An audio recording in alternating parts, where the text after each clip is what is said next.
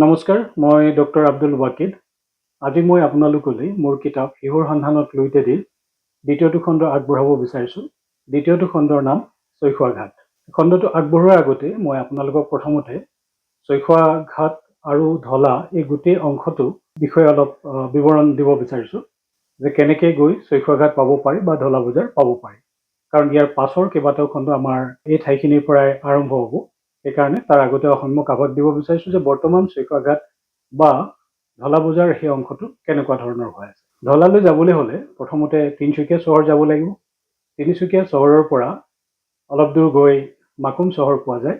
মাকুম চহৰ হৈ গ'ল ডক্টৰ ৰীতা চৌধুৰীৰ সেই বিখ্যাত উপন্যাস মাকামৰ এটা পটভূমি, য'ত কিছুসংখ্যক চীনা লোকে বসবাস কৰিছিল। তেওঁলোকৰ কামৰ কিছু অংশ এতিয়াও তাতে প্ৰতিফলিত হৈ আছে। মাকুম পাৰ হোৱাৰ পাছত ডুমডুমা চহৰ পাৰ হ'ব লাগিব।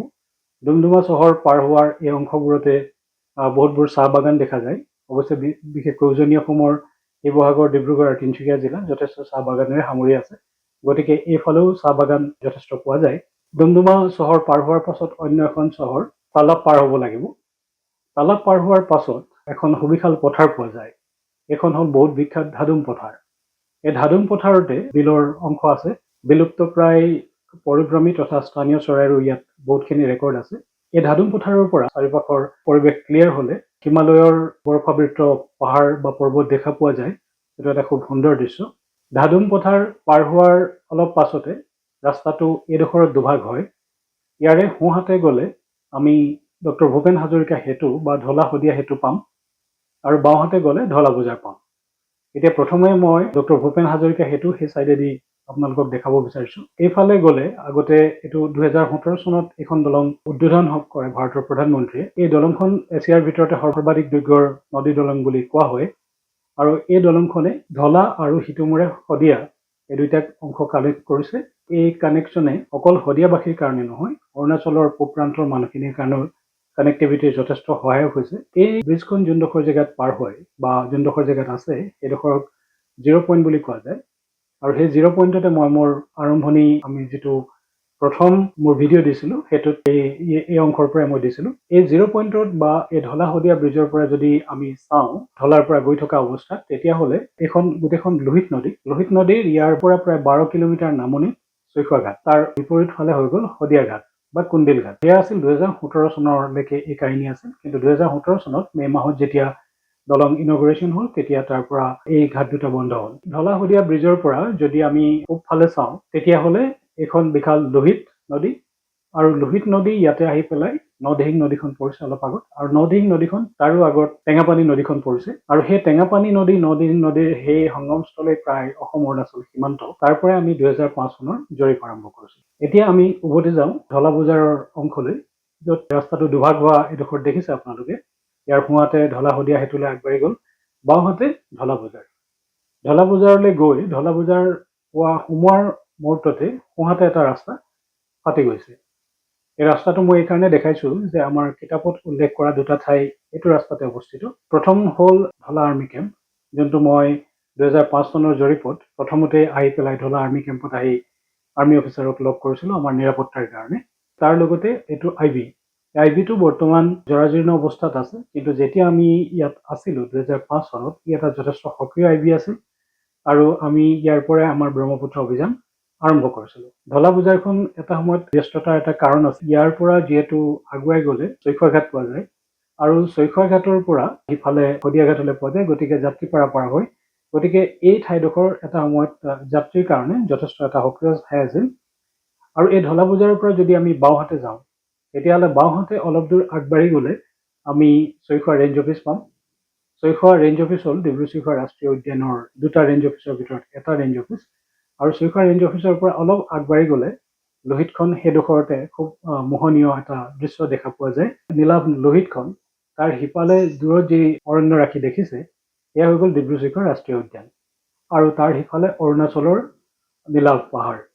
আৰু এই অংশতে বহুত সময়ত ইয়াৰ পৰাই আমি দৃশ্য উপভোগ কৰিছোঁ অৰুণাচলৰ বৰফাবৃত পাহাৰ। ঢলা বজাৰৰ পৰা অলপ আগবাঢ়ি যোনটো ৰাস্তা গৈ মথাউৰিত উঠিছে, এই মথাউৰিটোৱেদি যদি অলপ আগবাঢ়ি যোৱা যায় তেতিয়াহ'লে অলপ দূৰ গৈ ৰাস্তাটো তাতে শেষ হয়। তাৰ সিফালে এটা নলা বা এখন সৰু জান আছে, স্থানীয় লোকসকলে বান্দৰখাল বুলি কয়। আৰু সেই বান্দৰখালত অৱশ্যে বৰ্তমান আগতে এখন ব্ৰিজ আছিল, এতিয়াও ব্ৰিজ আছে, কিন্তু এই ব্ৰিজখন বৰ্তমান ভগ্নপ্ৰায়। কিন্তু আগতে এইখনেদি গোটেই যাতায়াত আৰম্ভ হৈছিল। যেতিয়া বাৰিষা হয় বান্দৰখালত আচলতে পানী যেতিয়া আহে তেতিয়া চৈখোৱাঘাটৰ নাওবোৰ ইয়ালৈ আহে। তেতিয়া ইয়াৰ পৰাই ডাইৰেক্টলি পেছেঞ্জাৰ উঠি এইটো পাৰে শদিয়াঘাট যাব পাৰে। কিন্তু খৰালি কালত এই যিখন ব্ৰিজ আছে এইখনেদি পাৰ হৈ পেলাই অলপ আগত গৈ বিশাল ব্ৰহ্মপুত্ৰৰ চাপৰি আৰম্ভ হয়। ইয়াত এতিয়া যিটো দৃশ্য দেখিছে সেই দৃশ্যটো হ'ল যে তেতিয়া আমি 2017 চনলৈকে এনেদৰে গাড়ী লৈ এই অংশত আহিব লগা হয়। এইটো এটা কোনো নিৰ্দিষ্ট ৰাস্তা নাথাকে। এইফালেদি যিবোৰ গাড়ীয়ে বনাই থৈ যোৱা ৰাস্তা সেই ৰাস্তাইদি অহা যোৱা কৰিব লগা হয়। আৰু যেতিয়া বাৰিষা হয় বা বৰষুণ দিয়ে তেতিয়া এই ৰাস্তা বহুত সময়ত দুৰ্গম হৈ পৰে। আৰু এই ৰাস্তাটোৱেদি গৈ শেষত চৈখোৱাঘাট পোৱা যায়। আৰু তাতে ফেৰীবোৰ থাকে, সেই ফেৰীৰ পৰা এইটো পাৰে গৈ কুন্দিল ঘাট পোৱা যায়। এই কুন্দিল ঘাট হৈ গ'ল শদিয়া পোৱাৰ প্ৰথমটো ঘাট। এইডোখৰতে যাত্ৰী যথেষ্ট চলাচল কৰে। 2017 চনৰ আগলৈকে এইফালেদি বহুতবোৰ ফেৰী আৰু মাৰ নাও, এতিয়া এইখন যিখন দেখিছে এখন ইয়াতে দুখন নাও লগাই এখন মাৰ নাও বনোৱা হৈছে। আৰু সেই মাৰ নাওখনত এখন বাছ যাত্ৰীৰ সৈতে পাৰাপাৰ হৈ আছে। এইটো এটা আগত সচৰাচৰ এটা দেখি থকা দৃশ্য আছিল। তেনেদৰে যিটো মালবাহী ট্ৰাক এইবোৰো পাৰ হয়, সৰু গাড়ীও পাৰ হয়। এটা বিপদসংকুল ব্যৱস্থা, কিন্তু তেনেদৰে মানুহ পাৰাপাৰ হৈছিল শদিয়ালৈ আৰু তাৰ সিফালে অৰুণাচললৈ। বৰ্তমান এই ব্যৱস্থাৰ 2017 চনৰ পৰা অৱসান ঘটিল আৰু তাৰ ঠাইত ঢলা শদিয়া ব্ৰিজ আৰম্ভ হ'ল। এতিয়া উভতি আহোঁ আমি আমাৰ দ্বিতীয়টো খণ্ড চৈখোৱাঘাটৰ আমাৰ কিতাপৰ অংশলৈ। ইয়াৰ আগৰ অধ্যায়টোত মই উল্লেখ কৰিছোঁ যে আমি ডিব্ৰুগড়ৰ পৰা এখন ভাড়া গাড়ী লৈ আহি আমি ঢলা বজাৰ পালোঁ। ঢলা বজাৰ পাই প্ৰথমতে ঢলা আৰ্মি কেম্পত গ'লোঁ। আৰ্মি কেম্পত গৈ আৰ্মি কেম্প অফিচাৰক লগ কৰিলোঁ। আৰ্মি কেম্পৰ পৰা যেতিয়া আমি উভতি আহিলোঁ, আহি যেতিয়া ঢলা বজাৰ পাওঁ তেতিয়া প্ৰায় সন্ধিয়া হওঁ। ঢলা বজাৰৰ পৰা আমি গ'লোঁ চৈখোৱা ৰেঞ্জ অফিচলৈ। আমাৰ উদ্দেশ্য আছিল যে আমি চৈখোৱা ৰেঞ্জ অফিচতে ৰাতিটো থাকিম আৰু তাৰ পৰা আমি আমাৰ জৰীপৰ প্ৰস্তুতি আৰম্ভ কৰিম। চৈখোৱা ৰেঞ্জ অফিচ পাই আমি যিখন গাড়ী ভাড়াত লৈছিলোঁ গাড়ীখন এৰি দিলোঁ, কাৰণ সেইদিনা অসম বন্ধ আছিল আৰু ড্ৰাইভাৰজনে উভতি যোৱাৰ কথা বাৰে বাৰে কৈ আছিল। গতিকে তেওঁক তাৰ পৰা বিদায় দিলোঁ। তাৰপিছত অৱশ্যে তেতিয়া ৰেঞ্জ অফিচাৰ নাছিল। বাকী যিকেইজন ফৰেষ্টৰ বা বনকৰ্মী আছিল তেওঁলোকে আমাৰ থকাৰ কাৰণে এটা ৰুমৰ ব্যৱস্থা কৰি দিলে। তাত যেতিয়া আমি বয় বস্তু ভৰাই ল'লোঁ, তাৰপাছত তেনেকুৱা অৱস্থাতে যেতিয়া আন্ধাৰ হ'ল তেনেকুৱাতে ঢলাৰ দুজন যুৱক আহিল আমাক লগ পাবলৈ। সঞ্জয় চিনাকি কৰি দিলে, এজন চেমুৱেল লোঠা আৰু আনজন ধ্ৰুৱ চেত্ৰী। আমি কথা বতৰা পাতি থাকোঁতেই দুইজনে অৱশ্যে ভিতৰলৈ আমাৰ ৰুমৰ অৱস্থা চাই পেলাই সন্দেহ প্ৰকাশ কৰিলে যে আমি ইয়াত থাকিব পাৰিম নে নাই। কাৰণ সেইটো হয় যে আমাৰ তাতে যিহেতু নিৰ্দিষ্ট কোনো বিচনা পাতি নাই আৰু আমি ফ্ল'ৰতে হ'ব লাগিব। তাতে এইকেইদিন উজনি অসমত অহৰহ বৰষুণ দি আছে, গতিকে যথেষ্ট জেকা এটা পৰিৱেশ হৈ আছে। গতিকে ইয়াত থাকিলে আমাৰ অসুবিধা হ'ব সেইটোতো নিশ্চিত। কিন্তু মই ক'লোঁ যে এতিয়া আমাৰ হাতত উপায়ো নাই, কাৰণ আমি যাব লাগিলে নিয়াৰেষ্ট আমি তিনিচুকীয়া টাউন যাব লাগিব। ইতিমধ্যে আমাৰ হাতত থকা আমি গাড়ীখনো এৰি দিছোঁ, গতিকে ইয়াতে ৰাতিটো কটাই তাৰপিছত দেখা যাব। তেনেকুৱাতে ধ্ৰুৱই ক'লে যে ঢলাতে এটা আই বি আছে, সেইটো অৰুণাচল আই বি বুলি কোৱা যায়। যদি সেইটো খালী আছে তেতিয়া হয়তো তাত থাকিব পৰা যাব পাৰে। সেইমতে ধ্ৰুৱই খবৰ ল'লে আৰু খবৰ লৈ তাৰপিছত যিটো আমি গম পালোঁ যে আই বি খালী আছে, তাৰ এটা ৰুম আমি পাব পাৰোঁ। গতিকে ৰাতিয়ে আকৌ অন্য এখন স্থানীয় গাড়ী আমি যোগাৰ কৰি আমাৰ বয় বস্তুবোৰ চব তাতে ভৰালোঁ।